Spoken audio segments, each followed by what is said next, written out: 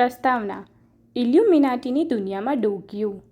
કોઈક અજ્ઞાત વેદનાથી પીડિત એક વ્યક્તિ, અર્ધ-બેભાન જેવી તેની હાલત છે.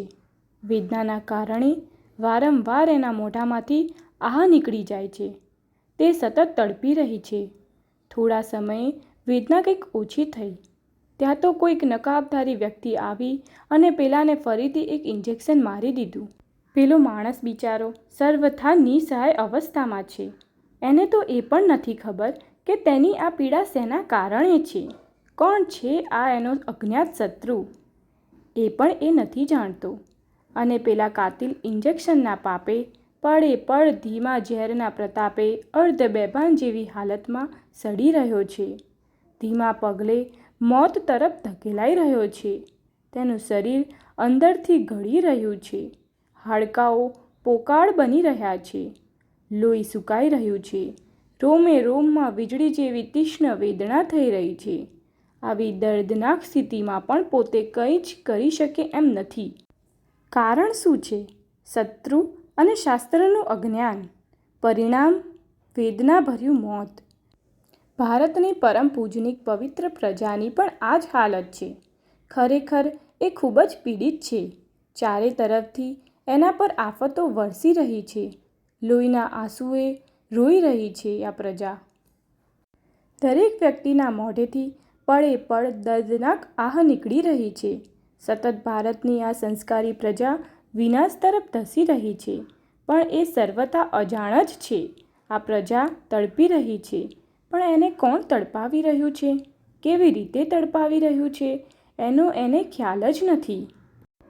અરે કમનસીબી તો એ છે કે ભારતની આ ભોળી પ્રજા પેલા ઝેરી ઇન્જેક્શનને જ સંજીવની ઔષધ માની બેઠી છે. તેના બધા જ દુઃખોના ઉપાય એને આ ઝેરમાં જ દેખાઈ રહ્યા છે.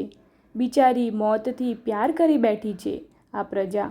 રાડ પડાવી દે એવી મોંઘવારી, નિરાશાભરી બેકારી, દિવસ ઉગે અને આવી ટપકતી નવી બીમારીઓ, દવાઓના કમરતોડ ખર્ચા, પત્તાના મહેલની જેમ ધરાશાયી થઈ રહેલા નાના નાના ધંધાઓ, શ્વાસ અદ્ધર કરી દે તેવી મંદી, તનતોડ મહેનત અને અસાધારણ કુશળતા હોવા છતાં પીછો ન છોડતી ગરીબી, ભવ્ય ભાવિની ઝંખના હોવા છતાં કેરિયર વિશે મૂંઝાયેલો યુવાન, ગળું ગોંટી દેતો દેવાનો પિશાચી પંજો, દરરોજના પારિવારિક ઝઘડા, ડિપ્રેશન અને આપઘાત સુધીના વિચારો, બળાત્કાર, ખૂન, ચોરી, છૂટાછેડા, વ્યસન, ડ્રગ્સ, વ્યભિચાર જેવા સામાજિક દૂષણો, હિન્દુ મુસ્લિમ વચ્ચેના ખૂની સંઘર્ષો, લવ જિહાદના લફડા, આતંકવાદનું તાંડવ, યુદ્ધ, વિશ્વયુદ્ધ, અણુયુદ્ધની આશંકાઓ, ધરતીકંપ, વાવાઝોડા, પૂર, માવઠા, દુષ્કાળ જેવી કુદરતની આફતોનું રીતસર આક્રમણ,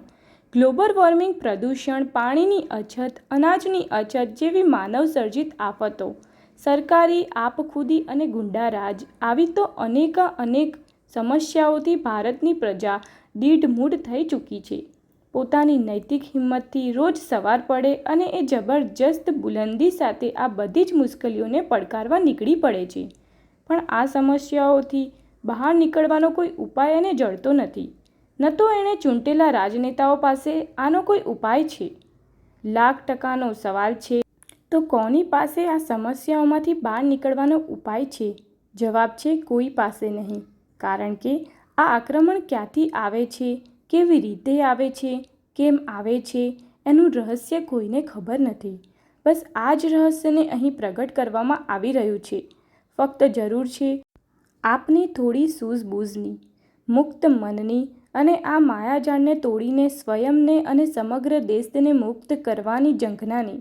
જેટલી ગંભીરતાથી આ પુસ્તક પ્રત્યેના પાનાં વાંચશો તેટલી ઊંડી ડૂબકી લગાવી આ રહસ્યને સચોટ રીતે સમજી શકશો. ધર્મ અને સંસ્કૃતિ પર છેલ્લા અનેક સૈકાઓથી આક્રમણ ચાલી રહ્યું છે. સમાજ વ્યવસ્થા અને જીવન વ્યવસ્થાને છિન્ન ભિન્ન કરી નાખવાના સજ્જડ પ્રયત્નો ચાલી રહ્યા છે. આ પ્રયત્નોના પાપે આજની વિશ્વની પ્રજા અનહદ દુઃખો વેઠી રહી છે. હવેનો પ્લાન આ પ્રજાને દુઃખી કરવાનો નહીં, પણ રીતસર ખતમ કરી નાખવાનો છે. ધ્યાન રહે, અર્ધકચરું વાંચન કરી આ બધી વાતો અસંભવ લાગે છે એવું માનીને પુસ્તક છોડી ન દેતા. પણ થોડો સંઘર્ષ કરી આ રહસ્યને પારખવાનો પ્રયત્ન કરશો. આ પુસ્તકની પ્રત્યેક વાતને ખૂબ જ ગંભીરતાથી સમજવાનો પ્રયત્ન કરશો. હસી કાઢવાની મૂર્ખામી ન કરતા તમારા મનને મુક્ત રાખશો. કોઈ રાજનેતા કે સેલિબ્રિટીની આંધળી ભક્તિથી અંજાઈ જઈને તમારા કાન બહેરા ન કરશો. આખી દુનિયા જે કહે છે તેનાથી સાવ ઊંધી દિશાની વાતો છે. આમાં પણ સાથોસાથ સજ્જડ પ્રૂફ પણ વણી લેવામાં આવ્યા છે. દુનિયાની અક્કલથી નહીં પણ તમારી વિવેક બુદ્ધિથી સમજશો તો ઘણું જાણવા જેવું મળશે. મને વિશ્વાસ છે કે જો બુદ્ધિશાળી વાચકો સુધી આ હકીકતો પ્રૂફ સાથે પહોંચશે તો જોતજોતામાં ક્રાંતિના મસાલાધારીઓની એક વિરાટ ફૌજ તૈયાર થઈ જશે. બસ પછી વિશ્વના સુખનો સૂર્યોદય થઈને જ રહેશે. તમારે ફક્ત એટલું જ કરવાનું છે. આ ષડયંત્રને સમજો અને ત્યારબાદ તમારા જેવા કમસે કમ 10 બુદ્ધિશાળી અને સમર્થ લોકોને આ ષડયંત્ર સમજાવો. આગળનું કામ આપોઆપ થઈ જશે.